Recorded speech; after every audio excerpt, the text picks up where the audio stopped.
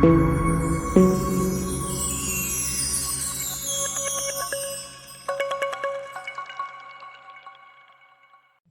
എല്ലാ പ്രിയപ്പെട്ട കൂട്ടുകാർക്കും നമസ്കാരം. ഞാനിപ്പോൾ ഉള്ളത് തൃശ്ശൂരിലാണ്. ഇന്ന് ഞങ്ങൾ തൃശ്ശൂർ ജില്ലയിലെ പല പള്ളികളിലും ഉണ്ടാക്കിയിട്ടുള്ള പുൽക്കൂടുകളുടെ ഭംഗി ആസ്വദിക്കാൻ വേണ്ടി ഇറങ്ങിയതാണ്. അപ്പോൾ ഞങ്ങളിപ്പോൾ തൃശ്ശൂർ റൗണ്ടിലേക്ക് കയറാൻ പോവുകയാണ്. തൃശ്ശൂർ റൗണ്ടിലൊക്കെ ലൈറ്റെല്ലാം ഇട്ടിട്ട് വളരെ മനോഹരമാക്കിയിട്ടുണ്ട്. അപ്പോൾ നമ്മൾ അങ്ങോട്ട് കയറിക്കൊണ്ടിരിക്കുന്ന സമയത്ത് ഇപ്പോൾ അധികം ഇരുട്ടാവുകയാണെങ്കിൽ കുറച്ചും കൂടി ഭംഗിയിൽ ആ ലൈറ്റുകളെല്ലാം കാണാൻ പറ്റും.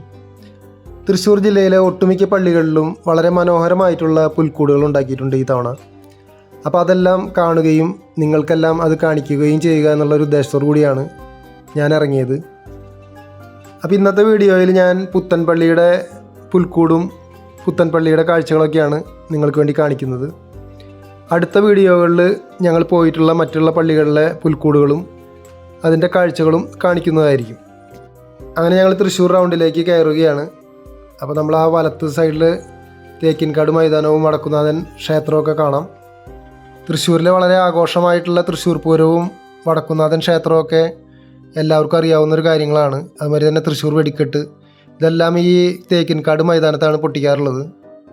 ഞാനിത് പറയാൻ കാരണം എന്താണെന്ന് വെച്ച് കഴിഞ്ഞാൽ ഈ വീഡിയോ കാണുന്ന തൃശ്ശൂർക്കാരല്ലാത്ത മറ്റുള്ളവർക്ക് വേണ്ടിയിട്ടാണ് ആ കാര്യം പറഞ്ഞത്. തൃശ്ശൂർ റൗണ്ടിലും ഇത്തവണ ലൈറ്റുകളെല്ലാം ഇട്ടിട്ട് വളരെ മനോഹരമായിട്ട് അലങ്കരിച്ചിട്ടുണ്ട്. അപ്പോൾ അതിൻ്റെ കാഴ്ചകളാണ് നമ്മളിപ്പോൾ ഈ കണ്ടുകൊണ്ടിരിക്കുന്നത്. ഈ ഡിസംബർ 27-ാം തീയതി ബോൺനത്താലെ എന്ന് പറയുന്ന വളരെ മനോഹരമായിട്ടുള്ളൊരു പരിപാടി തൃശ്ശൂർ റൗണ്ടിൽ അരങ്ങേറാൻ പോവുകയാണ്. ബോൺനത്താലെ എന്ന് പറയുന്ന പരിപാടിയിൽ ക്രിസ്മസ് പാപ്പാമാരുടെ വേഷം അണിഞ്ഞിട്ടുള്ള ആളുകൾ അവരുടെ നൃത്തവും പാട്ടുമൊക്കെ ആയിട്ട് ഈ റൗണ്ട് മുഴുവൻ കൈയടക്കുന്ന ഒരു വലിയൊരു കാഴ്ചയാണ് 27-ാം തീയതി ഇവിടെ നടക്കാൻ പോകുന്നത്.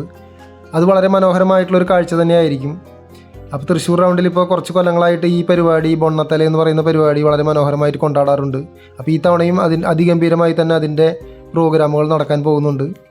ആ ബോൺനത്താലയുടെ ഒരു ഡാൻസിൻ്റെ പ്രോഗ്രാമിൻ്റെ വീഡിയോ ഞാൻ ഇതിന് മുൻപ് ചെയ്തിട്ടുണ്ടായിരുന്നു. അത് ഞങ്ങളുടെ പള്ളിയിൽ ഈ ബോൺനത്താലേക്ക് പോകുന്ന കുട്ടികൾ കളിച്ച ഡാൻസായിരുന്നു. അപ്പോൾ അതിൻ്റെ ഒരു വീഡിയോ ഞാനിതിൽ മുൻപ് ചെയ്തിട്ടുണ്ടായിരുന്നു. അതിൻ്റെ ലിങ്ക് ഞാൻ ഈ വീഡിയോയുടെ ഡിസ്ക്രിപ്ഷൻ ബോക്സിൽ വയ്ക്കാം. അപ്പോൾ ആ ഡാൻസ് നിങ്ങൾക്ക് ആ ലിങ്ക് ക്ലിക്ക് ചെയ്തുകൊണ്ട് കാണാൻ പറ്റുന്നതാണ്. ഈ ബോൺനത്താലെ പ്രോഗ്രാമിൽ കുട്ടികളുടെ ഡാൻസും പാട്ടും കൂടാതെ തന്നെ പലതരത്തിലുള്ള ടാബ്ലോകൾ ഇവിടെ അരങ്ങേറാറുണ്ട്. അതും വലിയൊരു കാഴ്ച തന്നെയാണ്. ഇപ്പോൾ കുറച്ച് വർഷങ്ങളായിട്ട് തൃശ്ശൂർക്കാർ തൃശ്ശൂർ പൂരം പോലെ തന്നെ ഈ ബോൺനത്താലെയും വളരെ ആഘോഷമായിട്ട് തന്നെയാണ് കൊണ്ടാടാറുള്ളത്. ഇപ്പം ഇന്ന് വീഡിയോ ചെയ്യുന്നത് 26-ാം തീയതിയാണ്. അപ്പോൾ നാളെയാണ് ഈ തൃശ്ശൂർ റൗണ്ടിൽ പാപ്പാമാരുടെ ഈ പ്രോഗ്രാം. നമ്മൾ ആ തേക്കിൻകാട് മൈതാനത്തിൽ ആ കാണുന്നതാണ് വളരെ പ്രസിദ്ധമായിട്ടുള്ള വടക്കുന്നാഥ ക്ഷേത്രം. അങ്ങനെ നമ്മൾ യാത്ര ചെയ്തിട്ട് ഇപ്പോൾ ശക്തൻ തമ്പുരാൻ്റെ പ്രതിമയുള്ള ആ സ്ഥലത്തേക്ക് എത്താൻ പോവുകയാണ്. പഴയ ബസ് സ്റ്റാൻഡാണ് ഈ ശക്തൻ സ്റ്റാൻഡ് എന്ന് പറയുന്നത്. അങ്ങനെ നമ്മൾ ശക്തൻ തമ്പുരാൻ്റെ ആ പ്രതിമയുള്ള ആ സ്ഥലത്ത് എത്തിയിരിക്കുകയാണ്. ആ കാണുന്നതാണ് ശക്തൻ തമ്പുരാൻ്റെ പ്രതിമ. ഇവിടെ ഇപ്പോൾ സ്റ്റാൻഡാണ്, പഴയ സ്റ്റാൻഡാണ്. അത് കഴിഞ്ഞിട്ട് ഇപ്പോൾ പുതിയൊരു ബസ് സ്റ്റാൻഡ് ഉണ്ടാക്കിയിട്ടുണ്ട്. ഇവിടുന്ന് കുറച്ച് മുന്നോട്ട് പോയി കഴിഞ്ഞാൽ പുതിയ ബസ് സ്റ്റാൻഡുണ്ട്. 1986-ൽ വിശുദ്ധ ജോൺ പോൾ രണ്ടാമൻ മാർപ്പാപ്പ ഈ തൃശ്ശൂർ ജില്ല സന്ദർശിക്കുകയുണ്ടായി. അദ്ദേഹത്തിൻ്റെ സന്ദർശനവുമായി ബന്ധപ്പെട്ട് ഇപ്പോൾ പുതിയ സ്റ്റാൻഡ് ഉണ്ടാക്കിയിരിക്കുന്ന ആ സ്ഥലം വെട്ടിവെടുപ്പാക്കി വൃത്തിയാക്കിയിട്ട് അദ്ദേഹം ജനങ്ങളെ അഭിവാദ്യം ചെയ്യാൻ വേണ്ടിയിട്ട് അവിടെയാണ് വന്നിട്ടുണ്ടായിരുന്നത്. അങ്ങനെ അന്ന് മാർപ്പാപ്പയ്ക്ക് വന്ന് ഇറങ്ങാനും ജനങ്ങളെ അഭിവാദ്യം ചെയ്യാനൊക്കെ വേണ്ടി ഉണ്ടാക്കിയ ആ സ്ഥലമാണ് പിന്നീട് ശക്തൻ സ്റ്റാൻഡായിട്ട്, പുതിയ സ്റ്റാൻഡായിട്ട് പരിഗണിക്കപ്പെട്ടത്. അങ്ങനെ ഞങ്ങൾ തൃശ്ശൂർ ജില്ലയിലെ വളരെ പുരാതനമായിട്ടുള്ള പുത്തൻപള്ളി കാണാൻ വേണ്ടിയിട്ടാണ് ആദ്യം വന്നിരിക്കുന്നത്. ആ കാണുന്നതാണ് തൃശ്ശൂർ ജില്ലയുടെ അഭിമാനമായിട്ടുള്ള പുത്തൻപള്ളി. അപ്പോൾ പുത്തൻപള്ളിയിലേക്ക് ഒരുപാട് ജനങ്ങൾ അവിടുത്തെ പുൽക്കൂടും അവിടുത്തെ ലൈറ്റുകളൊക്കെ കാണാൻ വേണ്ടിയിട്ട് വന്നിട്ടുണ്ട്. അപ്പോൾ നല്ല തിരക്കായിരുന്നു.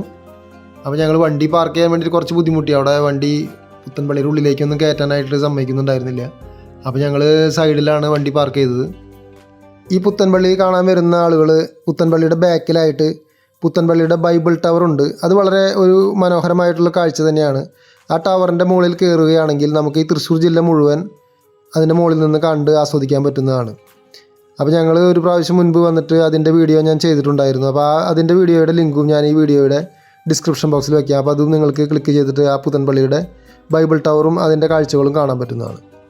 ഞങ്ങൾ ഈ പുത്തൻപള്ളിയിലേക്ക് വന്ന സമയത്ത് അത്യാവശ്യം നല്ല തിരക്കുണ്ടായിരുന്നു കേട്ടോ. ഒരുപാട് പേര് പല സ്ഥലങ്ങളിൽ നിന്നുള്ള ആളുകളും ഈ പുത്തൻപള്ളി കാണാനും ഇവിടുത്തെ ലൈറ്റും അതുപോലെ തന്നെ നക്ഷത്രങ്ങളൊക്കെ ഇട്ടുള്ളത് കാണാനൊക്കെ ആയിട്ട് വന്നിട്ടുണ്ടായിരുന്നു. ഈ പുത്തൻപള്ളിയെക്കുറിച്ചുള്ള കുറച്ച് കാര്യങ്ങൾ ഞാൻ നിങ്ങൾക്ക് വേണ്ടി ഇവിടെ ഷെയർ ചെയ്യാം. തൃശ്ശൂർ നഗരഹൃദയത്തിൽ സ്ഥിതി ചെയ്യുന്ന സീറോ മലബാർ കത്തോലിക്ക ദേവാലയമാണ് പുത്തൻപള്ളി എന്നറിയപ്പെടുന്ന വ്യാകുല മാതാവിൻ്റെ ബസലിക്ക. അത് ഇംഗ്ലീഷിൽ പറയുകയാണെങ്കിൽ അവർ ലേഡി ഓഫ് ഡോളേഴ്സ് ബസലിക്ക എന്നാണ് ഇതിൻ്റെ നാമം. ഇന്ത്യയിലെ ഏറ്റവും വലിയ ക്രിസ്ത്യൻ ദേവാലയമാണ് ഇത്. ഗോത്തിക് വാസ്തുശൈലിയിൽ പണിതീർത്തിട്ടുള്ള ഈ ദേവാലയത്തിൻ്റെ ആകെ വിസ്തീർണം 25,000 ചതുരശ്ര അടിയാണ്. ഉയരത്തിൻ്റെ കാര്യത്തിൽ ഇന്ത്യയിൽ 1ാമതും ഏഷ്യയിൽ 3ാമതുമാണ് ഈ പള്ളി. 146 അടി വീതം ഉയരമുള്ള 2 മണിഗോപുരങ്ങളും 260 അടി ഉയരമുള്ള ബൈബിൾ ടവറും ചേർന്നതാണ് ഈ പള്ളിയുടെ ഘടന. ഈ കാണുന്നതാണ് പുത്തൻപള്ളിയുടെ പുൽക്കൂട്. വളരെ മനോഹരമായി തന്നെ അവരുണ്ടാക്കിയിട്ടുണ്ടത്.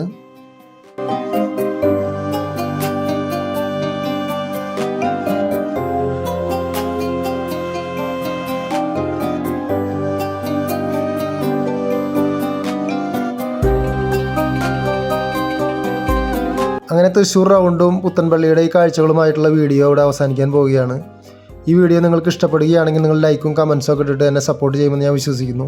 അതുപോലെ തന്നെ ആദ്യമായിട്ട് എൻ്റെ വീഡിയോ ചാനൽ കാണുന്നവരുണ്ടെങ്കിൽ ഒന്ന് സബ്സ്ക്രൈബ് ചെയ്യാനും മറക്കരുത്. നിങ്ങളുടെയൊക്കെ സപ്പോർട്ട് ഉണ്ടെങ്കിലാണ് ഇനിയും നല്ല വീഡിയോകൾ ചെയ്യാനും മുന്നോട്ട് പോകാനൊക്കെ പറ്റുകയുള്ളൂ. അപ്പോൾ എല്ലാവർക്കും ഒരിക്കൽ കൂടി നന്ദി, നമസ്കാരം.